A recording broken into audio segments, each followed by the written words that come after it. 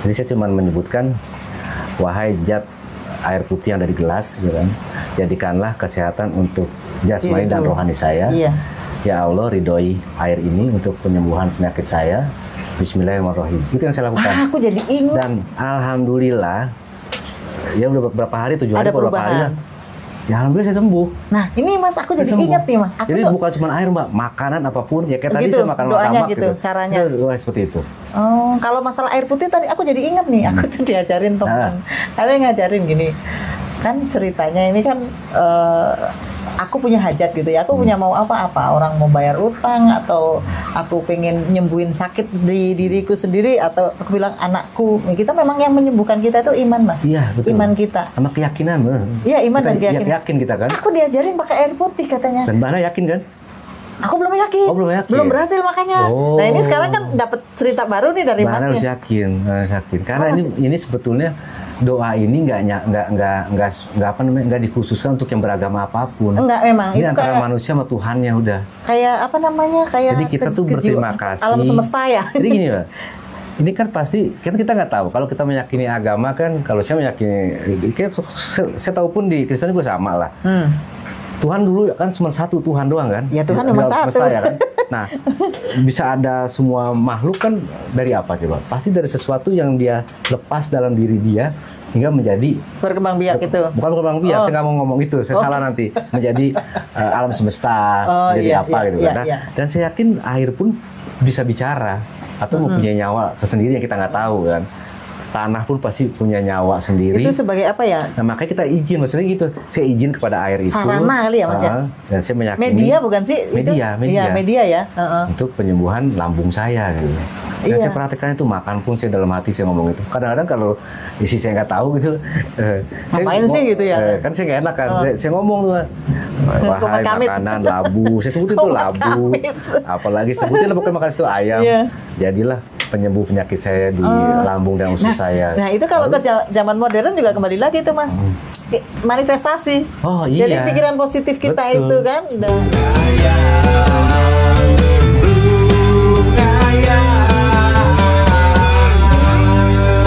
Jangan lupa di subscribe ya. Teman, selamat datang kembali di Room Ngayal.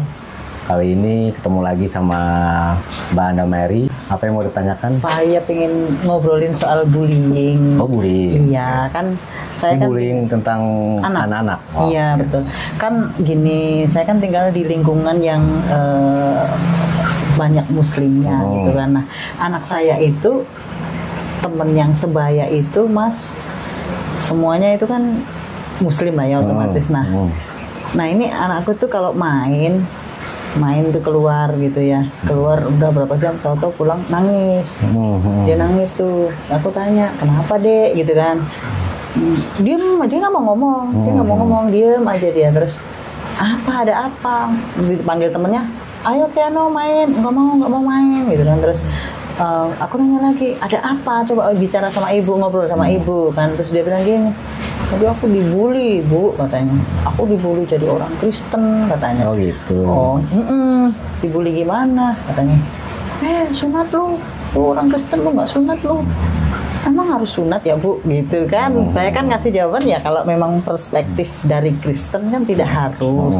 Tapi kalau sunat itu kan zaman sekarang itu kan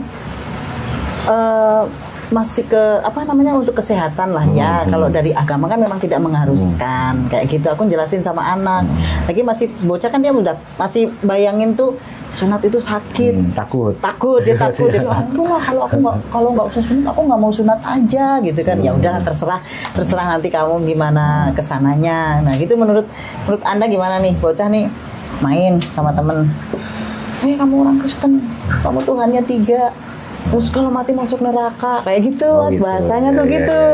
Sebagai Anda sebagai seorang. Di lingkungan sekolahnya gimana? Nah, lingkungan sekolah juga sama. Jadi kan anakku kan sekolah di negeri, yang Kristen itu satu kelas cuma 2 orang. Oh, cuma 2 orang. Ya gitu, ngapain lu orang Kristen sekolah di sini, kayak gitu. Karena kan nggak ada temennya kan.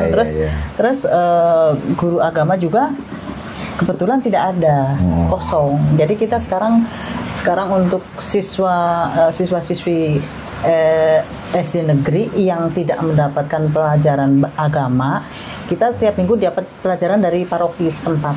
Oh, tapi ada? Ada ya, kita jadi nggak dari sekolahan, jadi gereja yang mengadakan. Gereja mengadakan, tapi di sekolahan belajar ya? Enggak, di gereja. Oh, di gereja. Hari Minggu. Oh, hari Minggu. Jadi sekolahan tinggal nerima itu setiap minggu sekali? Iya, tinggal nerima nilai. Berarti nggak ada liburnya dong? Nggak ada. Oh, seperti itu, iya. Hari Sabtu. Sabtu doang liburnya. Oh, kenapa nggak di hari sekolah ya? Ini program terbaru. Karena kan banyak keluhan nih anak-anak sekolah nih nggak dapat guru pendidikan agama di dalam sekolah. Jadi mungkin ide pastornya begitu. Itu kalau misalkan satu kelasnya 3 orang doang, berarti dari kelas 1 sampai kelas 6 digabung yang beragama Kristen gitu anak-anaknya. Kayaknya enggak. Oh, enggak. Saya baru mau mulai tahun depan karena kan aku baru tahu programnya ini kan. Oh, yang sebelumnya malah nggak dapet? Nggak dapet. Oh. Jadi kita ngambil nilai anak itu dari sekolah minggu aja, guru sekolah minggu. Terus pendidikan dari kelas 1-nya tentang keagamaannya nggak dapet dong? Kemarin sempat ada gurunya, terus katanya pensiun, tapi udah jangka waktu 1 tahun ini kosong. Ya jadi begitu. Gimana jalan keluarnya, baru dikasih jalan keluar begitu. Ya harusnya sih ada ya. Harusnya ada, itu kan hak anak-anak ya. Betul, hak anak-anak lah, siapapun juga harus dapat pendidikan agama ya. Iya. Nah di luar itu berarti gimana sih kalau misalkan di Islam kan ada pengajian biasanya? Iya. Nah kalau untuk yang beragama Kristen, anak-anak itu apa ada pengajian di luar sekolah? Enggak ada, hanya sekolah minggu aja. Minggu aja. Iya. Oh, kalau ke gereja pun bareng-bareng ya sama yang dewasa ya? Oh enggak. Kalau anak-anak ya memang dibatasi umur, paling sebelum dia komuni itu kelas 4 ke bawah. Maksudnya 4 ke bawah? Kalau sekolah minggu. Tapi kalau maksudnya yang di luar sekolah nih, saya nanyanya. Misalnya ke gereja berarti kan berbarengan kan? Iya. Yang kecil sama yang besar sama aja ya? Iya, itu kan ibadah Mas. Kalau untuk tema yang untuk anak-anak ya itu sekolah minggu aja. Masukan juga sih ya buat pendidikan sebenarnya ya, guru-guru. Bagaimana solusinya untuk yang minoritas. Yang beragama berbeda, harusnya sih kalau pendapat saya nih ya jangan sampai mengganggu di hari minggunya sih. Harusnya ya kan, jadi kan mereka masih punya waktu luang untuk istirahat. Betul. Karena biasanya kalau menurut saya ya anak-anak itu sebenarnya belum harus terbebani secara 100% pendidikan. Dia juga harus punya waktu juga untuk main. Karena nantinya dia pasti akan depresi. Bahkan depresi orang dewasa mau anak-anak kan berbeda. Betul. Dia pasti ada di situ ada apa namanya? Pressure ya, tekanan ya, bahwa dia tuh merasa tertekan sebetulnya. Sebenarnya iya. Seperti gitu, makanya takutnya kan menjadi hal negatif karena dia merasa tertekan, mengganggu psikologisnya atau mentalnya. Karena biar gimana pun orang dewasa pun seperti kita nih perlu juga kan ada rasa bahagia bermain ketemu teman-temannya kan. Iya. Gitu. Yang jelas kalau hari libur itu kan anak-anak seharusnya tidak dibebani dengan bangun pagi lah ya, intinya kan gitu. Betul. Pengennya minggu itu santai. Kalau kita kan jadwal gereja itu kan. Karena nantinya akan ada itu kayak diskriminasi menurut saya kayak gitu. Iya, emang ada di sekolahan tuh ada. Tapi kembali lagi tadi Mbak ya. Bullying tadi Mas. Sebelum panjang ke yang lain, masalah bullying memang sebetulnya ini hal yang harus penting sih menurut saya ya, penting dalam arti karena kan itu kan yang terganggu biasanya mental. Betul, biasanya mental, pasti. mental psikis anak-anak karena merasa dibully atau diganggu sama teman-teman yang lain gitu. Apalagi kan kalau menyangkut agama kan agak sensitif ya. Iya. Sebetulnya sini yang harus peka sebenarnya orang tua sih menurut saya. Nah itu yang orang tua. Karena kalau di sekolahan kan terbatas ya. Waktunya mungkin terbatas. bisa guru menjelaskan panjang lebar lah tentang artinya toleransi. Iya. Tapi kan kembali lagi dia lepas dari sekolah, dia akan berubah berbaur dengan masyarakat. Anak-anak itu biasanya terpengaruh dengan teman-temannya.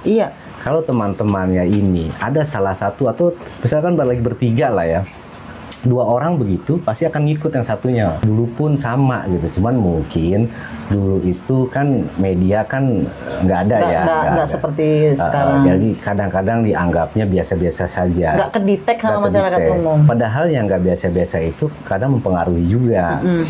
Waktu saya di SMP minoritas tuh bener-bener. Kalau waktu di SD itu memang hampir seimbang lah antara yang Kristen sama yang Islam. Waktu saya di sekolah itu karena memang saya sekolah ada di lingkungan tempat tinggal yang mayoritas Kristen gitu. Nah, tapi di daerah tempat tinggal saya tuh stigma-stigma itu bermunculan, Mbak. Memang misalkan ya, karena kan deket ya, kadang mereka juga main juga ke wilayah saya gitu. Waktu remaja kan main layangan atau apalah gitu. Berbaur. Pertama seperti yang tadi dibicarain, yang masalah sunat, terus masalah Tuhan tiga. Tapi biasanya nggak Tuhan tiga tuh, Mbak. Mohon maaf sebelumnya ya, karena kan ada mereka nggak paham ya, nggak paham salib itu ya. Nah itu juga sering ada ejekan-ejekan seperti itu. Kadang saya suka melarang. Nanti matinya disalib loh. Iya, gitu. saya suka bercanda, jangan suka begitu tuh Tuhan, mereka nggak boleh. Betul. Gitu. Ya memang mereka anak-anak yang teman-teman yang beragama berbeda dari saya tuh nggak hard feeling sih memang ya. Tetapi anggap guyonan, tetapi mereka kalau lagi ngobrol sama saya merasa terganggu juga, terganggu sebetulnya. Secara nggak langsung merasa terganggu. Cuman kan dulu kan saya nggak paham ya namanya mental health, nggak paham. Terus nggak paham saya namanya gangguan psikologis juga saya nggak paham waktu itu kan. Biasa-biasa aja. Karena kan kalau saya lihat dia udah bisa bercanda lagi, saya anggap udah normal. Berarti tidak sebetulnya mereka pun ada rasa kesel juga sebetulnya sama. Ya memang, karena kalau sebenarnya kalau seperti itu. Habis pulang ngadu.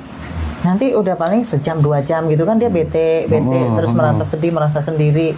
Nanti akan tahu-tahu udah berbaur lagi gitu kan. Karena gini teman-teman ya, nggak semua orang tuh punya jiwa yang sama. Iya. Apalagi kalau yang introvert ya, mereka biasanya lebih cepat sakit hati. Nah, kayak yang tadi Mas Robi bilang itu, kalau menurut aku sih memang didikan dari orang tua ya. Iya, harusnya orang tua itu minimal memantau lah, oh anak saya ini lagi di luar. Kalau saya kan anak main kan, tak tengokin nih mainnya sama siapa, dia lagi ngapain gitu. Kan ada orang tua yang lost. Anaknya mau ngapain, mau main jam berapa, nggak pernah dicariin gitu, banyak gitu yang begitu. Nah ini tuh kalau seumpamanya dia di dalam rumah itu ditanamkan jangan, nggak boleh begitu sama teman, kan mungkin di luar juga dia akan tahu kontrol gitu, tahu batasan untuk mengeluarkan kata-kata yang kira-kira akan menyakiti temannya gitu. Kalau saya sih gini ya, Mbak ya. Kan masalah agama tuh ya masalah keyakinan teman-teman ya. Teman-teman boleh juga kalau punya pendapat nanti di kolom komentar. Kalau saya ngedidik anak saya ya, Mbak ya.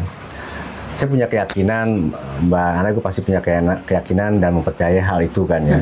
Itu adalah hak manusia. Betul. Hak manusia untuk beragama dan mempunyai keyakinan kan masing-masing. Dilindungi undang-undang juga, ya. Nah, tergantung kitanya sebetulnya. Jadi sebenarnya nggak perlu care, nggak perlu khawatir sebetulnya. Kalau memang kita mempunyai ajaran supaya meyakinkan anak-anak kita supaya anak-anak kita tetap mempunyai keyakinan seperti kita. Iman kita kuat ya. Misalkan saya sebagai orang Muslim, anak saya didik, saya ajarkan tentang keagamaan Islam gitu. Iya. Nah, akan tetapi saya selalu menekankan toleransi di situ, Mbak. Norma dan etika itu tetap harus jalan. Jadi misalkan katakanlah begini, Mbak. Sempat kan saya ajak juga ke rumah-rumah teman-teman saya ya yang beragama berbeda ya. Misalkan tentang anjing gitu. Dia pasti akan selalu saya ajarkan jangan menyakiti, kecuali anjing itu ingin menyakitkan kita gitu. Itu kita boleh binatang apapun gitu. Yang ingin menggigit kita boleh untuk nyerang balik tapi tidak melukai lah. Iya, misalkan ya, aman. Misalkan seperti itu. Iya. Pernah juga karena anak saya mungkin ada di lingkungan yang mayoritas, pernah ada bicara yang mungkin tidak baik lah gitu. Ikut-ikutan ya. Saya nggak marahin tapi saya kasih tahu penekanan di situ bahwa tidak boleh seperti itu dan saya jelaskan seperti apa gitu. Iya. Tapi memang kalau saya sendiri, saya juga waktu masa kecil juga ngalamin kan, saya kan bahkan sorry Pak, saya mau terus sebentar, takut saya lupa nih teman-teman. Bahkan ya, saya pernah ini lagu sebenarnya ada sejarahnya buat diri saya, karena saya tuh karena mungkin udah usia juga ya, jadi menjalani sesuatu hal pakai hati Mbak, nggak pakai dengan logika doang. Logika, perasaan. Jadi, ya. Lagu apapun kalau misalkan, walaupun itu lagu-lagu Kristen gitu kan, kalau saya nyanyikan pun, saya pun tidak mengganggu iman saya gitu. Enggak. Nah, saya pernah menyanyikan lagu itu di rumah juga. Nah, apalagi yang isi listening ya, enak didengar. Anak saya pernah protes waktu itu kan, tapi saya jelaskan dengan masuk akal dia. Ya, karena kan saya tahu dia belum sampai pikiran dia belum jauh ya. Belum terlalu jauh ya, masih dewasa ya, tapi masih di mereka memahami hal itu, akhirnya mereka bisa memahami. Karena gitu itu ya, menurut saya sih orang tua dari saudara-saudara saya mungkin ya lebih bijak lagi dalam mengajarkan anak-anaknya. Iya, harus itu. Harus seperti itu, karena jangan sampai nanti ada bully atau mungkin anti ya. Dibully tuh kasihan loh Mas, tertekan banget loh. Dia sampai pokoknya sampai kadang-kadang tuh kayak mengalami, aduh kan lawan aja dia jawab gitu. Kalau enggak, aku sih ngasih taunya, kalau kamu nggak bisa jawab bilang aja aku belum tahu apa-apa, aku pulang aja deh gitu kan. Saya pernah bahas tuh Mbak Ana ya di konten saya sendiri waktu awal-awal tuh. Saya pernah agak kecewa gitu, karena jadi ada sebagian yang saya kenal juga, cuma emang udah lama ketemu, beranggapan kalau untuk pahala nih, ngomongin pahala sedekah ya, itu lebih mendapatkan pahala jika bersedekah sama yang seiman. Ya saya pernah membantu seseorang lah, tapi yang berbeda agama gitu ya. Kalau saya punya pandangan nggak begitu, karena Tuhan menurut saya menyuruh kita berbuat baik kepada semua makhluk. Jadi beragama apapun, apalagi kalau bisa membantu atau menolong makan binatang ya, itu bagus lagi. Binatang. Manusia udah pasti wajar orang mengatakan, tapi apalagi binatang yang dibantu itu lebih bagus lagi. Menurut saya sih, saya nggak setuju dengan omongan dia seperti itu, karena menurut saya siapapun yang ada di sekitar kita saat ini, maupun keyakinan yang berbeda, jika dia ada kesulitan dan kita sebetulnya bisa bantu, kita wajib membantu. Wajib membantu, betul. Wajib membantu sebetulnya. Karena dari risalah-risalah Nabi ataupun cerita-cerita Nabi yang saya baca, tidak mengajarkan seperti itu sebetulnya. Tidak mengajarkan seperti itu. Intinya bahkan nanti saya pengen bahas juga Mbak Ana juga mungkin ya, tapi ini sedikit aja lah ya, tentang kejadian yang kemarin tuh di daerah Sukabumi kalau nggak salah, tentang pengerusakan. Sebenarnya itu sebetulnya rumah ya. Penginapan ya. Cuman dipakai untuk ibadah. Retret Mas, itu bukan ibadah. Oke, retret ya. Akhirnya ada miskomunikasi, bagaimana saya juga kurang paham. Akhirnya ada pengerusakan di situ. Saya agak kecewa dan mohon maaf juga tuh. Mungkin ada saudara-saudara Muslim yang akhirnya melakukan hal seperti itu ya. Iya. Kalau buat kita sih ya, namanya memang orang Kristen itu sudah diajarkan untuk ini tadi ke soal kebaikan ya. Pada dasarnya kan berbuat baik itu tidak harus dengan orang yang baik, karena dengan orang yang berbuat baik sama kita ya, itu di ajaran Kristen juga ada. Jadi berbuat baik itu, kalau kita berbuat baik sama orang yang berbuat baik sama kita, apa susahnya? Kan kamu baik, saya ya pasti berbuat baik, balas baik. Tapi kalau situ jahat sama saya masih berbuat baik, bisa nggak? Itu kan yang tantangannya kan di situ. Nah kalau masalah pengrusakan tempat ibadah, terus pelarangan tempat ibadah, nah itu kita orang Kristen itu hanya bisa kemenangan buat kita itu diam dan memaafkan. Itu kemenangan. Jadi kita tidak marah-marah. Saya setuju itu memaafkan memang ya. Tetapi tidak boleh didiamkan. Yang salah itu tetap harus dihukum. Kalau menurut saya ya. Ini pelanggaran masalahnya ya. Kemanusiaan menurut saya. Karena manusia punya hak. Betul. Karena kan di Indonesia itu kan memang bukan negara agama Islam, tapi negara yang banyak menganut agama berbeda gitu kan. Ya, karena ada Hindu, ada Buddha. 6 ya sekarang ya, kita negara kita 6. Karena nggak usah gini deh Pak. Kalau dianggap itu mengganggu ya. Saya balikin lagi, saya pernah ada konten tuh Mbak Ana ya, mungkin Mbak Ana bisa lihat juga, teman-teman juga bisa lihat, balik lagi ke flashback konten saya sebelumnya. Saya juga pernah juga kayak begitu, karena memang saya mengalami pada saat saya mau istirahat ya kan, stoa dan speaker masjid itu mengganggu saya gitu kan. Dan pada saat itu kebetulan, apalagi pada saat ini Pak, waktu itu 2019 2020 ya 2021 Pak ya, itu ada COVID tuh. Banyak kerja kan pakai Zoom. Nah itu benar-benar terganggu itu ya, pas ada terganggu Zoom karena nah, lagi bekerja itu sebetulnya ya. kalau dibilang ada ibadah yang beragama berbeda atau beragama minoritas atau beragama Kristen yang mengganggu, sebetulnya di kami pun gitu kan, kalau sesama kami pun merasa terganggu juga Mbak, sebetulnya. Ya, tapi kadang-kadang saya antara tetangga tuh nggak mau komplain. Ya kembali lagi ke toleransi gitu. Tapi kalau saya pernah waktu itu bilang ke RT gitu kan, bisa nggak speakernya itu dikecilin sedikit? Atau kan begini Pak, kalau itu misalkan sudah masuk jam untuk sholat itu nggak ada masalah. Tapi kalau 2 jam sebelumnya ada pengajian, atau lagi anak kecil nih biasanya nih, yang suaranya tidak enak lah didengar ya. Kecuali mungkin pendapat saya sih Pak RT waktu itu, kalau misalkan itu suara dari CD atau mungkin dari YouTube lah gitu kan, yang bagus, enak didengar masih enak kan ya. Tapi kalau itu dibuat mainan, kan kita merasa terganggu jadinya. Apalagi sampai teriak-teriak gitu ya. Dan memang lebih banyaknya sih durasinya tuh biasanya di bulan puasa. Itu memang nggak dikontrol Mas. Maksudnya kalau semuanya ada nih suara ini jam-jam bukan jam-jamnya orang-orang sholat atau. Karena gini juga mungkin Mbak, mungkin ya saya punya pendapat ya, mungkin karena mayoritas kali ya. Jadi mereka berpikir tidak masalah gitu, dan yang banyak berapa persen yang setuju mungkin ya. Tapi sebetulnya bukan saya doang Pak ternyata. Jadi RT juga pernah bilang ada beberapa komplain. Warga sekitar saya juga komplain juga, dan memang mereka pun sebenarnya agama Islam juga seperti saya. Karena mereka merasa terganggu dan tidak bisa istirahat, apalagi kalau lagi sakit. Iya. Itu kan bising jadinya. Sakit gigi aja pusing kalau kita gini Pak, nggak usah lah kita mendengarkan lagu siang hari, misalkan lagu metal, rock gitu kan. Kalau lagi bising kan kita nggak suka kan bising ya. Tapi kalau lagunya itu enak dan juga suaranya juga bagus melantunkannya, apapun juga kita enak mendengarkan. Gitu. Jadi menurut saya jangan egois juga, gitu. Karena kita pun melakukan hal yang sama. Gitu. Sebenarnya harus menyadari ya. Itu apalagi kalau yang kemarin di Cidahu itu kan memang betul itu bukan gereja dan tidak yang saya tahu ya, informasi yang saya tahu, dan itu pun tidak dilakukan secara rutin. Kalau gereja itu kan pasti otomatis, kalau seumpamanya tempat itu sudah dijadikan gereja kan otomatis ada kegiatan rutin Mas. Ya kalaupun itu jadikan kegiatan gereja pasti kan harus ada izin dulu ya. Betul. Ya kalau udah dapat izin dari pemerintah ya nggak boleh diganggu juga kalau menurut saya. Tapi masalahnya kan mereka bilang kemarin nggak ada harus ada izin. Sementara kalau dari pihak yang Kristiani ini bilang bahwa itu kan retret itu kayak pendewasaan iman gitu loh Mas. Kalau emang harus izin, kalau menurut saya ya harus fair. Jadi agama apapun yang mengadakan ritual doa-doa harus izin. Iya.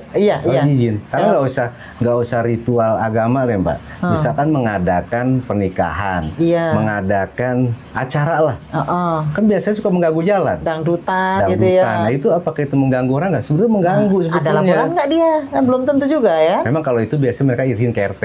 Cuma kan kalau fasilitas jalan umum biasanya kan seharusnya nggak boleh dapat izin juga. Jadi kan biasanya nggak diizinkan. Kendaraan akan sulit juga untuk masuk kan atau untuk keluar gitu. Tapi mungkin udah jadi adat kali ya Mas ya orang kita. Ya kalau memang menjadikan adat harus fair. Harus semua fair. Ya, semua diizinkan. Jika memang ada sesuatu tanda kutip, apalagi yang positif ya, mungkin untuk ibadahnya, untuk keyakinannya diberikan.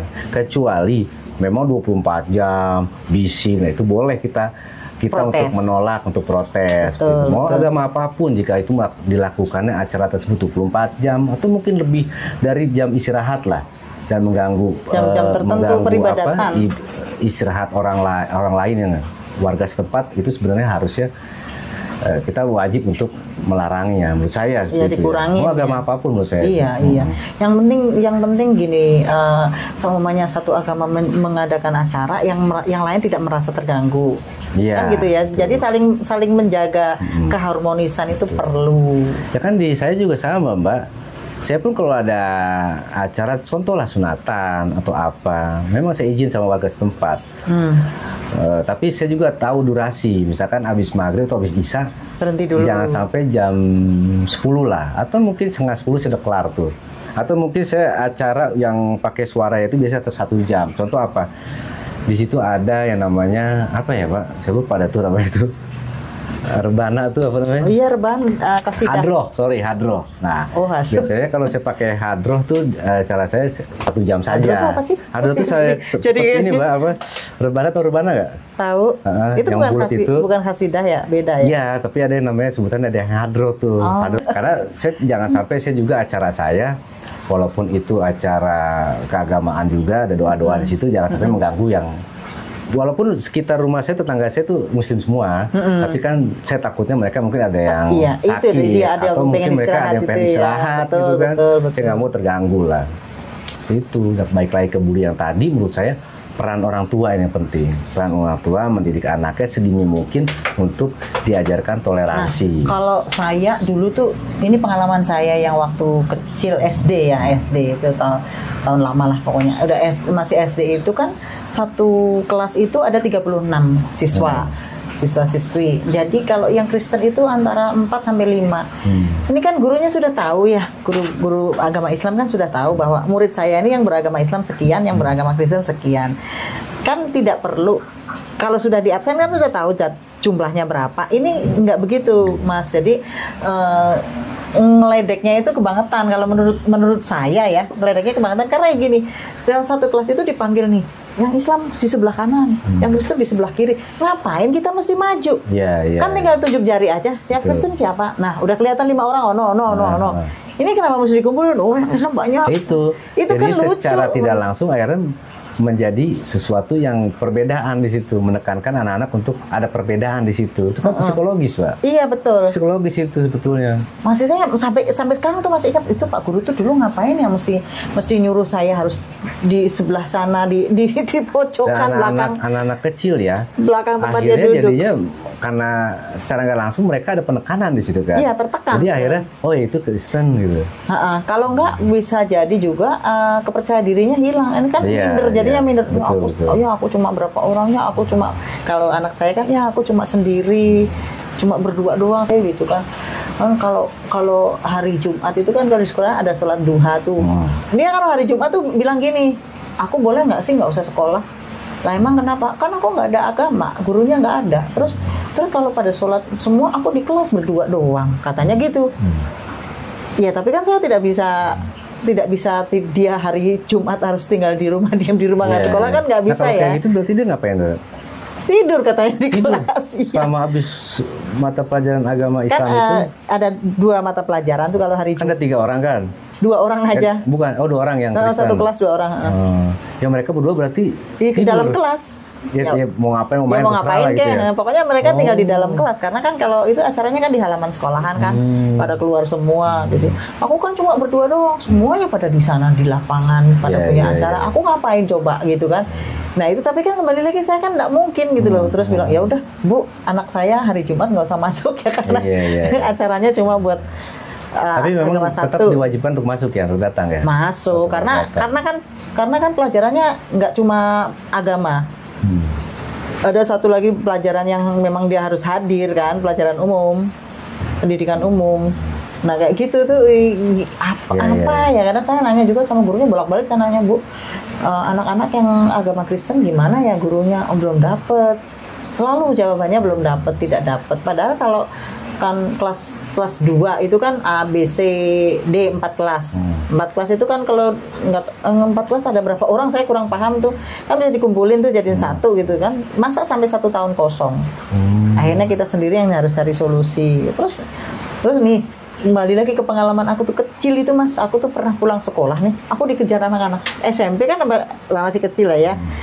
Yang ngejar saya itu paling anak-anak SD, ya kan kerucil-kerucil itu. Aku dilemparin batu. Oh iya? Oh, orang Kristen. Iya. Padahal kan aku tinggalnya di Kampung Udik. Aku jalan sekolah, jalan kaki 4 meter. Jalannya aja masih bebatuan kayak gitu ya. Berarti lu di sana, di kampungnya sedikit banget ya? Sedikit. Waktu itu masih sedikit banget. Kalau sekarang sih ya udah ada. Udah banyak ya? Sudah ada pertumbuhannya gitu. Kalau kita open minded ya Mas, kalau kita terbuka. sebenarnya perbedaan itu ya indah gitu loh. Jadi kita tuh kayak kalau kita sama papa sama kan sebenarnya membosankan ya nggak sih? Kalau menurut saya sih sebenarnya di KTP nggak usah ada agama gitu kan ya. Iya. Jadi agama itu sebetulnya pribadi menurut saya. Agama tuh nggak perlu dipertanyakan. Nggak perlu dipertanyakan. Kecuali kita memang ada. Indonesia kapan ya kita? Nggak tahu saya. Di negara lain udah ada gitu, Mbak. Sudah ya. Nggak ada yang namanya KTP tulisan agama. Di ID card-nya, di ID data pribadi itu ada agama apa gitu kan? Iya, soalnya banyak orang yang nggak percaya Tuhan juga. Iya sih. Tulisan agama itu tulisan pribadi. Gitu. Iya. Kecuali misalkan ada seorang laki ingin berhubungan sama perempuan, gitu, ya mungkin pacaran atau mau tujuan untuk menikah. Nah, kita wajib mempertanyakan agamanya apa. Iya, karena kan untuk hidup bersama ya harus gitu. Selaras lah ya. Tapi kalau urusan pekerjaan, untuk urusan apa nggak perlu lah ada tulisan. Nggak ada hubungannya, gitu kan karena saya kan sebagai ini juga SDM di kantor ya, Pak. Ada tuh biasa kolom situ kan. Apa tuh? NPWP apa, KTP apa, itu bawahnya bisa ada agama apa gitu kan. Ya sebenarnya kan kalau agama itu kan keharmonisan kita, hubungan kita sama yang maha kuasa. Betul. Ya, sama pencipta.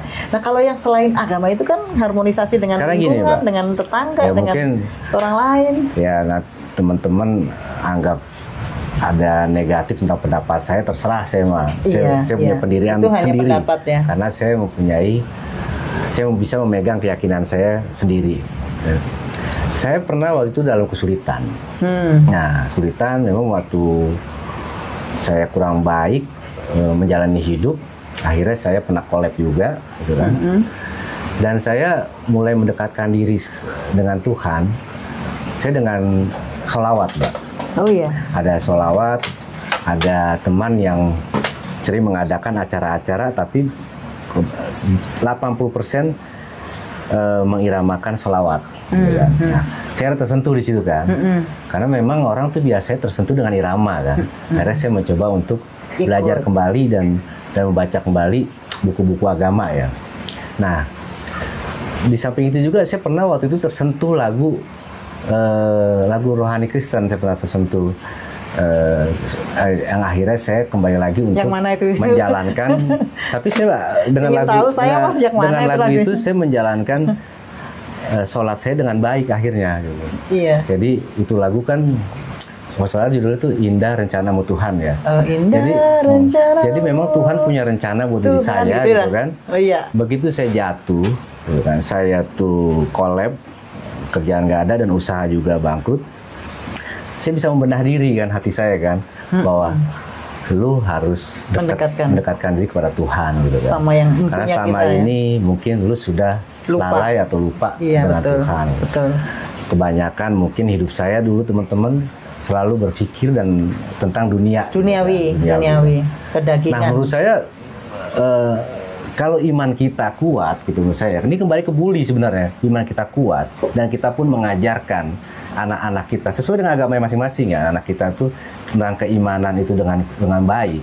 Itu tidak mempengaruhi, Mbak. Mau dia punya teman itu beragama berbeda pun, mau dia mendengarkan lagu-lagu atau doa-doa agama lain pun, dia tidak akan berpengaruh. Betul, kalau berpegang teguh pada iman sendiri ya. Karena saya waktu kakek saya tuh ngajarkan seperti itu, Mbak.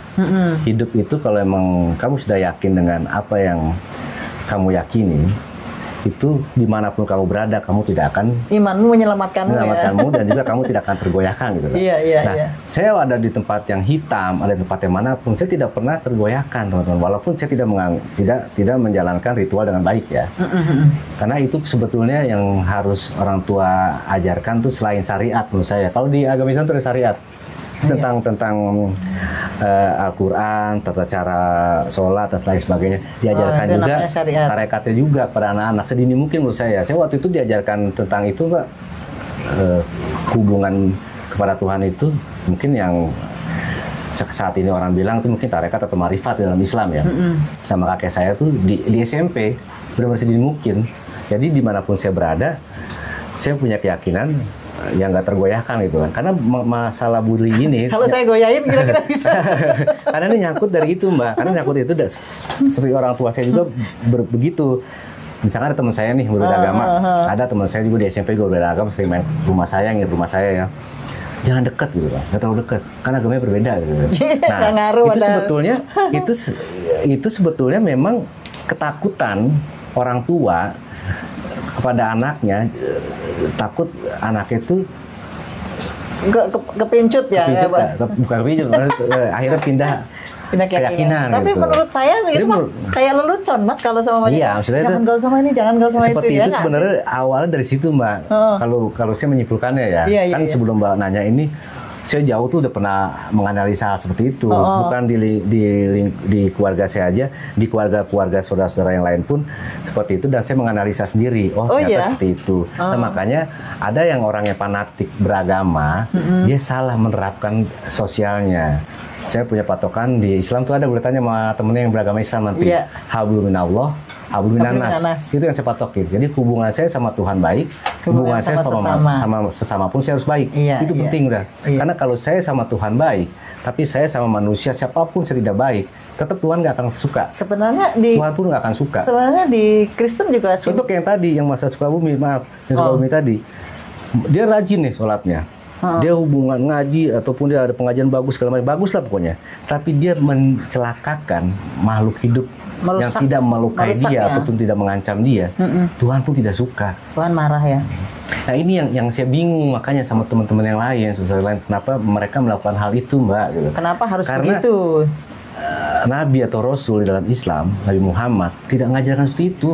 Nah, makanya sebenarnya kan bingung gini Mas. Kalau acara keagamaan itu, kalau seumumnya kita orang Kristen, paling lama itu 2 jam. Itu udah lama banget ya. Wow, kalau di kami bisa lama Mbak. Itu makan-makannya dulu tertuh lama itu. Makan beda Mas, itu bukan nggak masuk ranah kegiatan agama ya. Lama itu biasa. Kalau pokoknya kalau ibadat itu nggak Kristen nggak Katolik itu ya paling 1 jam sampai 2 jam. Nah 2 jam ini udah lama banget. Di tengah-tengah itu 1 jam seperempat.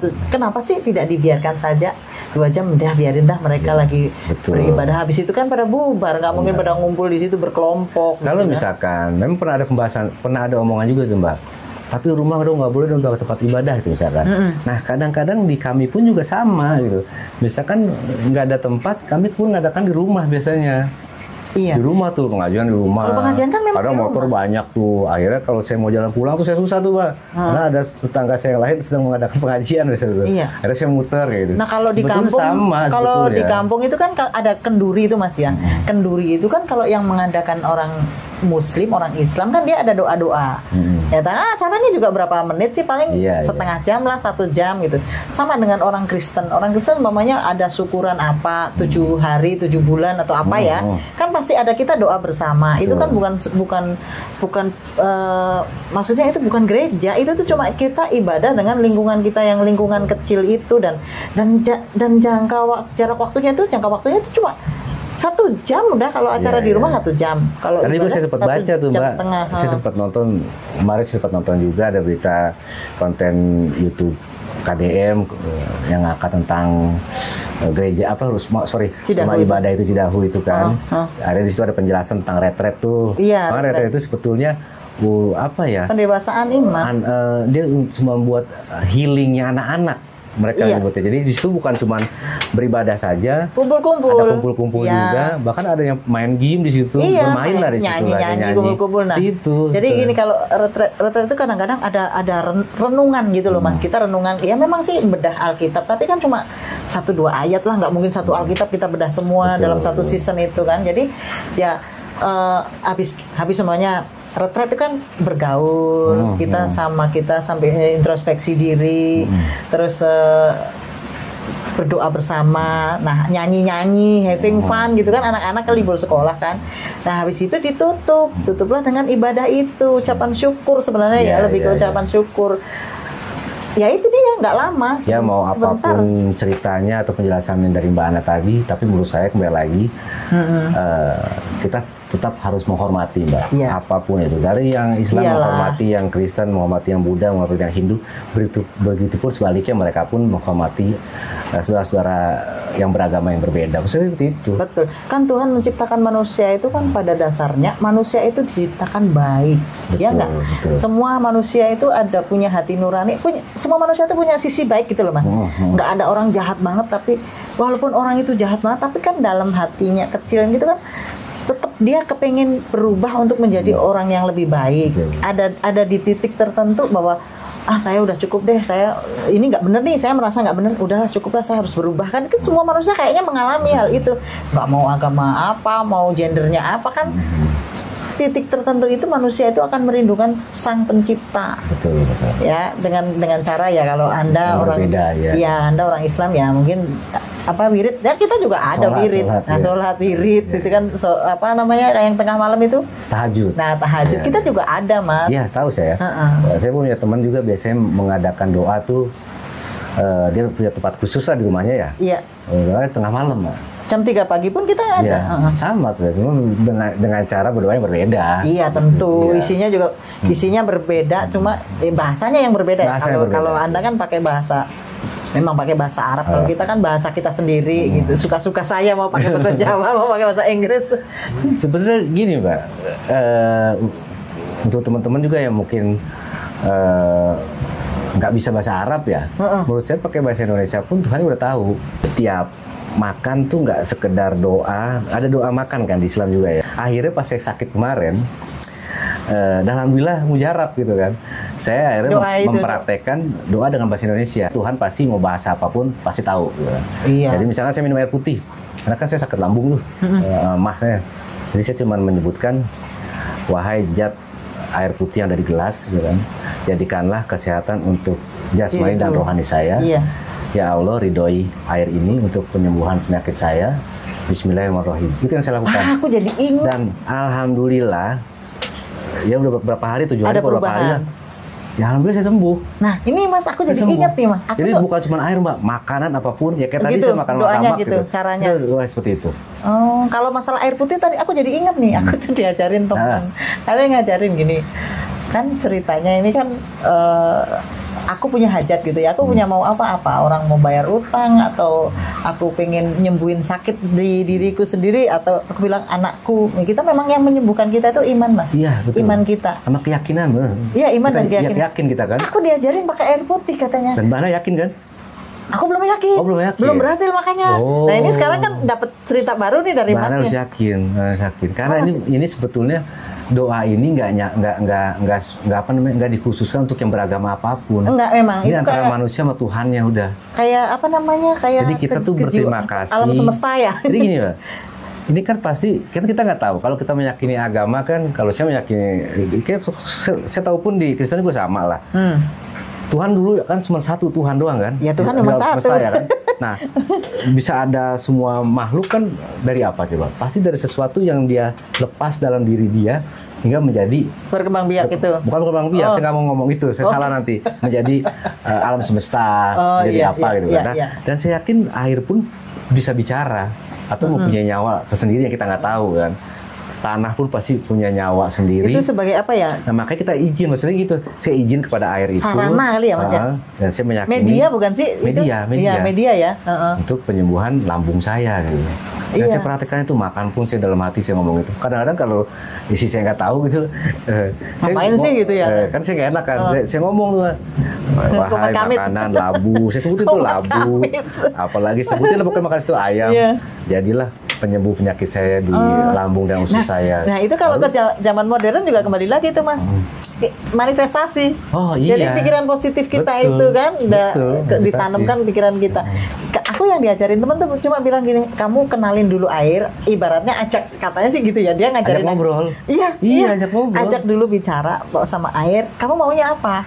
Betul. Jadi itu tuh sebagai sarana, sebagai media sarana, kayak anakku kan matanya agak, dia gampang lelah.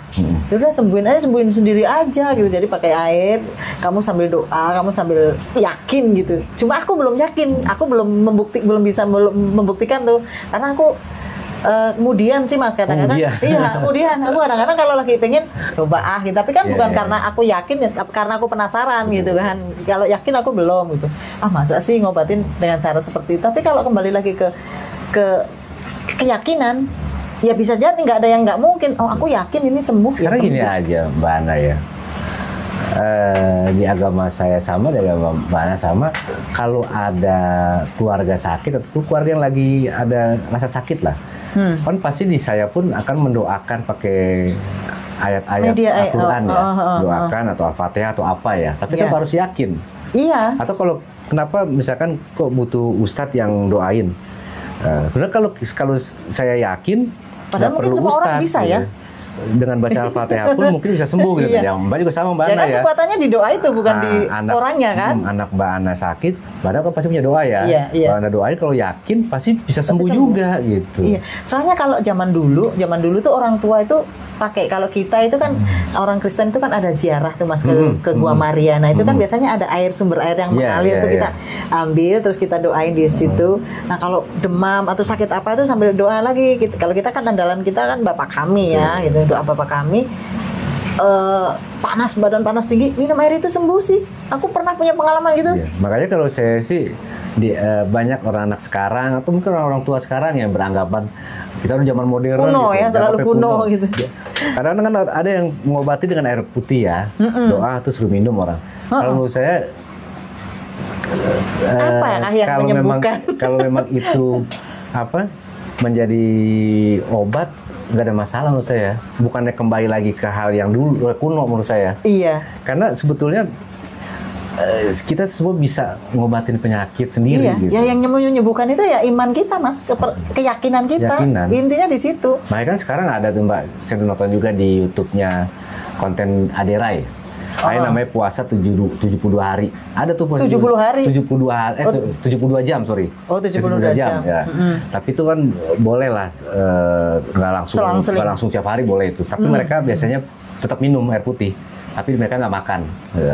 Nah, karena puasa itu kan kosong makanan kan ya, perut kosong ya, nggak ada makanan ya. Dan lama-lama, dan akhirnya mereka pun udah diteliti juga sama penelitian ya. Akhirnya lambung kita kan mencari makanan biasanya. Akhirnya sesuatu yang buruk yang ada itu digerus sama dia dimakan. Diolah. Bahkan ya saya baca juga sama nonton juga. Bahkan sel-sel kanker mereka akan bisa hilang. Oh ya? Iya. Dengan puasa itu? Dengan puasa itu. Makanya kembali lagi kan kita ke masa lalu, coba deh. Orang dulu gitu, mereka nggak punya obat segala macam, kimia ya, malah sehat-sehat. Mereka pakai obat tradisional. Karena mereka pola makannya kan bagus. Iya. Dan mereka lebih banyak puasa. Kan mau agama Hindu pun ada puasa juga. Belum banyakan obat kayaknya. Agama Buddha juga puasa juga kan. Mereka nggak sembarangan makan nasi, tengah malam makan nasi. Kita kan tengah malam bisa makan tongseng segala macam itu yang ngerusak diri kita, itu di kita sendiri. Iya, kita memang yang merusak tubuh kita ya kita dengan ceroboh itu minum. Anak zaman sekarang kan yang gula darahnya tahu-tahu anak kecil-kecil aja nih jajanan tuh ngeri juga, tahu-tahu minuman itu loh Mas, minuman kemasan itu kadar gulanya tinggi banget. Tinggi banget. Anak saya jadi lari ke sini nih Mbak ya. Biasa. Kayak kembali kita di mana nih sebagai penutup. Nah, saya mau tanya dua nih, satu pertama yang Mbak tahu, Mbak Ana nih mengalami sendiri atau Mbak Ana pun punya teman atau punya saudara yang anaknya mengalami juga nggak hal seperti itu? Yang bullying itu? Kalau saya kalau cerita dari orang lain yang teman dekat atau saudara sih belum ada. Kalau itu memang saya alamin sendiri pada masa kecil, dan kebetulan kembali lagi ke anak saya, itu anak saya juga ngalamin. Tuh, tapi kalau cerita dari orang lain yang kalau cerita di media massa sih banyak ya. Maksudnya yang orang saya kenal terus. Di media massa banyak juga. Maksudnya kasus bullying yang minoritas itu. Tetap ada Mas. Cuma ya kita ya kan nggak mengingat satu persatu. Tapi kalau secara orang terdekat nggak ada sih, belum ada. Masih ya puji Tuhan masih minim lah ya yang dibully. Harapan Mbak Ana seperti apa? Harapan saya sebagai seorang minoritas, ya harusnya kita harus berdamai dengan Indonesia yang beraneka ragam itu kan. Kita harus berdamai, harus mengerti orang lain. Ya sudah, kasihlah kita ini yang minoritas ini untuk kebebasan untuk beribadah dengan tenang, terus mengadakan acara dengan tanpa tekanan. Terus kalau untuk anak-anak, kalau bisa ya, kalau bikin gereja itu diizinin. Emang susah ya Pak? Susah. Iya sih, saya juga pernah dengar juga dari teman saya itu katanya sulit banget katanya. Iya gitu.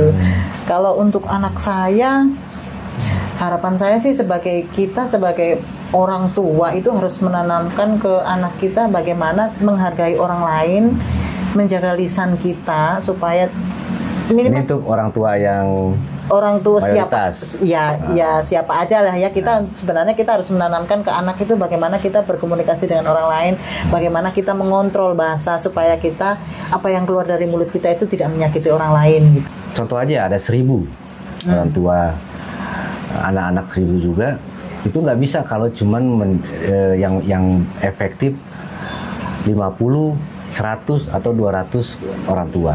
Itu memang harus semuanya, Pak. Semua harus 99% lah mendekati harus semua. Karena apa? Iya. Karena biasanya anak kecil 1 atau 2 orang yang memprovokasi sesuatu tindakan yang negatif lah, verbal ya, secara verbal ya, negatif, itu akan mengikuti semuanya biasanya. Nular ya? Memang nular. Kan homo aja nular, homo kan.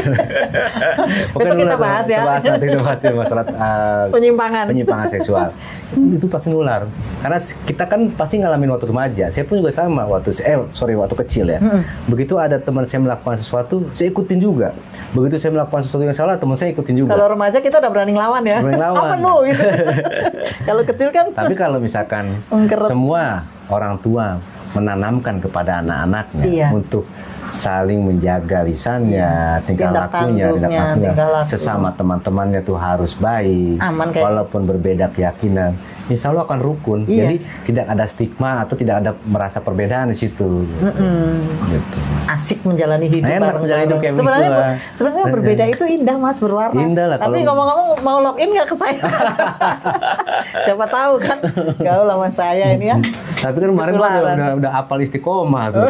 Jangan udah ngapalin duluan. Kan harus nyanyi itu Mas. Pertolonganmu. Baru udah hafal istiqomah tuh. Oke, itu aja teman-teman. Semoga ini juga buat pelajaran juga. Saya pun sama, saya punya anak juga dan saya mengajarkan anak saya untuk mencintai sesama teman-temannya walaupun berbeda keyakinan, saling menghormati dan saling toleransi. Karena kebersamaan itu sangat indah. Perbedaan itu juga sangat indah. Betul.